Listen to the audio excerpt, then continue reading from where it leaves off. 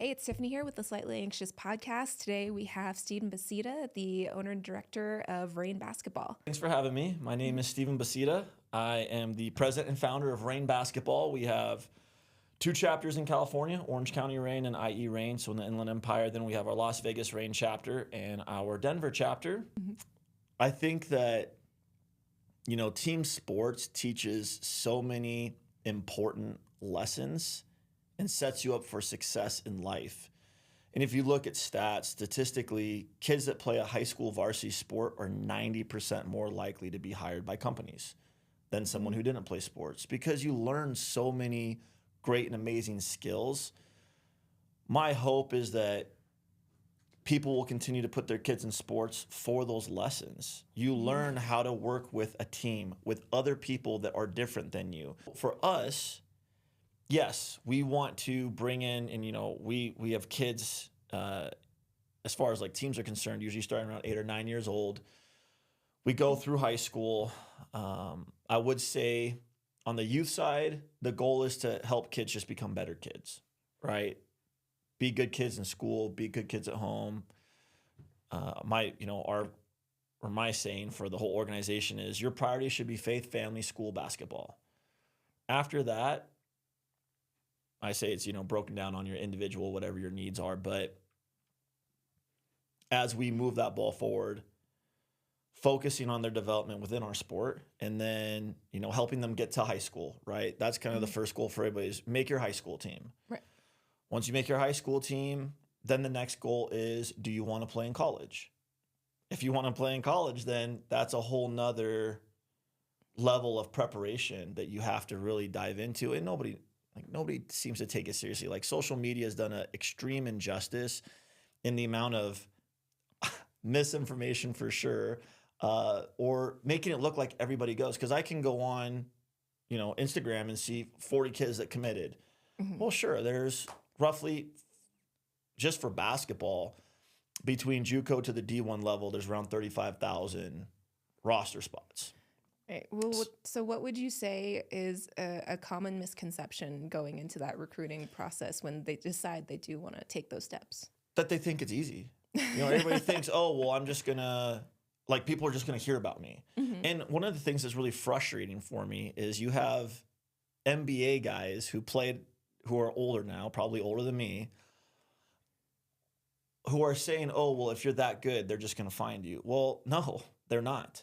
That's the problem. And, there's so many people that have made it professionally, and that's a hard thing to do. So props to them, but they're not plugged in anymore. They have no idea how hard it actually is to get to the next level. I have had a very high rate of success in getting kids into college. Almost 90% of our kids that play in our program at the high school level, if they want to play in college, they're playing in college. D1 all the way through JUCO. And there is a major misconception. Yeah, you could be good enough. They are not going to find you. You have to play for the right program. You have to play in the right events. You have to play for a program who consistently puts kids into college, who consistently knows how to do that, is connected. You have to play in events where you're going to get the right visibility, where there are going to be coaches in attendance. And there's a lot of events that say, hey, we're NCAA Live period certified. We have all these college coaches. You show up, there's not a single college coach. Your kid got no looks. Also, how are they managing their social media? Are they getting good grades? Like the outside stuff that nobody talks about, first and foremost, if you don't have a 2.6, 2.8 GPA, you're not going to play in college. Probably not even going to play in the JUCO level. Right. You have to have good grades. Nobody talks about it. Colleges are a business. They're not investing in bad business decisions. If you don't have good grades, you're a bad business decision. And it's continuing to get harder. So first and foremost, your GPA matters. What are the extracurricular activities that you're doing that are productive, that people are going to write letters of recommendation for? What are you doing on the basketball side? Like there's, a million kids that play high school basketball between JV and varsity, probably a little bit more. And there's 35,000 college spots roughly. Right. So what are you doing to get yourself to a position where you can get into college? If you were able to put down on paper what would you think the perfect recruit would look like, what would it consist of? So you've got to be the kid with the best attitude no matter what. Winning, losing, starting, not starting, playing, not playing. You got to have the best attitude. You got to be coachable. You got to have great energy. You have to have 100% effort when you're on the court. You have to be the best teammate. And ultimately, you need to find 2 or 3 things that you're just going to be better than at everybody else. And it shouldn't be scoring. Everybody thinks they're going to be scoring 20 points in college. No, you're not. Look at the Division I, and I say this to all my high school kids every year. Go look at all the Division I guys. There's about 5,000-6,000 of them. Go look at, and you can find on ESPN who's scoring 20-plus points a game. You might have 10, 15 guys a year scoring 20-plus points out of 5,000 to 6,000 guys. Okay, so that means that there is thousands of guys that got to college that are not going to score a lot of like points. So you got to be good at other things. Are you a really good rebounder? Are you the hustle guy? Are you the glue guy? Are you the guy that's going to play great defense? Are you the guy that's going to get the assist? Like, be great at other things. But the other problem is this lack of work ethic. Yep. Everybody thinks they're going to make it and they're going to skip out on all these practices, workouts. Like, we do so much for our kids and young people, men and women, to prepare them for college. And there's just a lot of kids that eventually, after the first month or two, I'm just like, hey, this isn't going to work for you. Do you think it's a problem with being uncomfortable? Because obviously, that growth, hard work, getting better, it's uncomfortable. You take a hit to the ego. Do you think that that has been an issue with kids coming in? Like, they think Absolutely. it's easy and you have to run the drills. Yeah. They think it's easy. They think that all they need to do is show up and play in a game. And the reality is, are you getting sleep? Like, cut your friends out. I mean, I hate to say it. This is the hardest thing that kids have to deal with. And it's like, I need to be popular. I need to have all these likes on my social media. I need to go to these parties. It's like, well, then you're not going to play college sports, and that's fine. Go have fun. If you want to play at the next level, you shouldn't have more than 5, 6 friends. And I know it sucks to hear for kids, especially nowadays. Get rid of social media outside of making an X account and an Instagram account that are based only on your academics, your community service stuff, and your workouts and your, games and practices. Get out of the mentality of thinking that doing less is more. Doing more is more. And if you listen to anybody worth their salt and have any knowledge, you should be prioritizing your dream, which right now should be, for high school kids going to college. Everything should be about prioritizing your time around your workouts, your recovery, your nutrition, and getting in as many, you should be working out 2-3 times a day between your shot sessions, your actual weight training, speed, agility, plyometrics, whatever film you're going to do, breakdown, and then ultimately getting in the gym again and doing either practices or, going and playing in open gyms where you're playing higher level competition.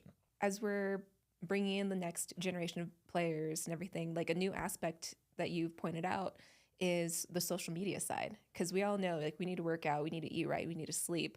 But now we need that exposure. Social media is king. So what would you recommend for parents and kids as far as how to deal with that aspect? Yeah. So, I have 2 trains of thought on that. If you guys as a family, you don't have a good camera or any way to actually record games, because huddle and that kind of stuff doesn't really work. It works to a point if you want full game film and stuff, but you need to have highlights. So you either need to hire someone like Ignite Sports Media, which is what Tiffany does. Hire someone. Ultimately, or you're going to have to find someone that has a good camera that can really focus on just showing up to 6, 8 games in a season, videotaping you the entire time. And then you got to create highlights, put them on your X account, put them on your Instagram account. And then kids hate this when I tell them. You have to be in charge of your recruiting. You have to be your biggest advocate. You have to be the one contacting college coaches. You have to be the one actually putting in the work. Nobody wants to do it anymore. And again, then you're not going anywhere. Somebody has to do it for you. So if you're not doing it, who's going to do it for you? There are lots of paid services out there that charge $3,000, $4,000, $5,000, $6,000 to do your recruiting. Well, the people that are paying for that are going to get recruited. I'm just going to be bluntly honest. Those services, not that I want to promote them, but their job, they have one job, get you into college, and they're going to do it because they want to keep their money. So if you don't have the money to do it, everybody has an iPhone. Good. Have your friend, have your sibling, have your parent get down and record you. Then go onto whatever free app you have on your phone cut, chop, edit your videos, and then send them off to colleges and start your own recruiting process. And even now, I'm really good at getting kids into college and I do a lot for them. But I tell all my kids, like, you also have to be talking to coaches. Like, ultimately, they don't just want to hear from me, they want to hear from you.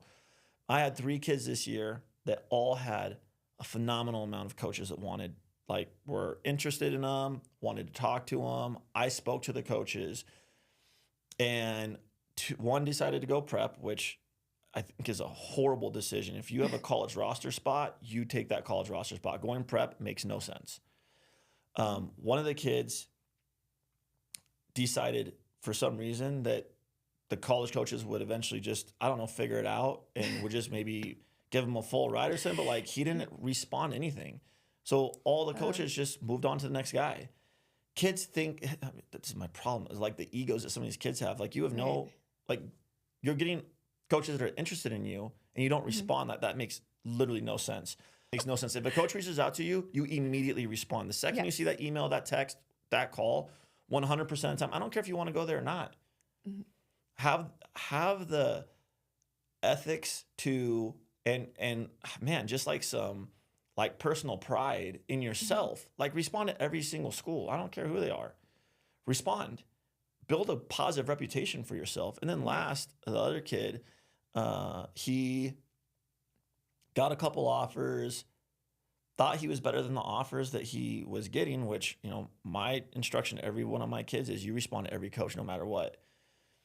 He sort of responded a little bit to just really kind of the select ones that he kind of wanted or whatever, and some things fizzled out because coaches aren't just talking to you. And that's the other thing that kids think, oh, this coach just wants me. Until they freaking don't. Every college coach has their tier 1 pool. That could be 30 kids, could be 20 kids, could be 10 kids. Those are the guys they're going after first. Then they have a tier 2 pool. They don't get all the T1s they're going for their tier 2s. Tier 3s last. This is our last second ditch effort. You know, these guys probably aren't going to end up having a better option than us anyway, so they'll probably wait. And then it's over. Either they don't want to hear about it, they don't want to listen to those things. Same with parents. They want to, oh, my kid's the best. No, they're not. There's other kids that are better. Be smart.